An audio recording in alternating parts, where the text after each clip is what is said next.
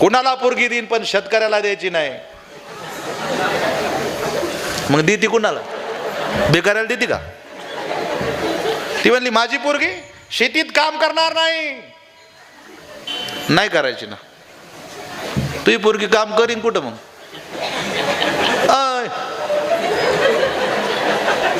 फेसबुकवर करीन का?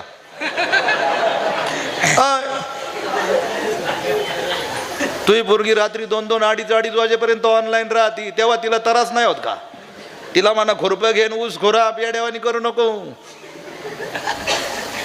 उगा महाराज, काल मला एक बाई भेटली, ती म्हणली महाराज एखादा नवरदेव पहा ना माझ्या मुलीला.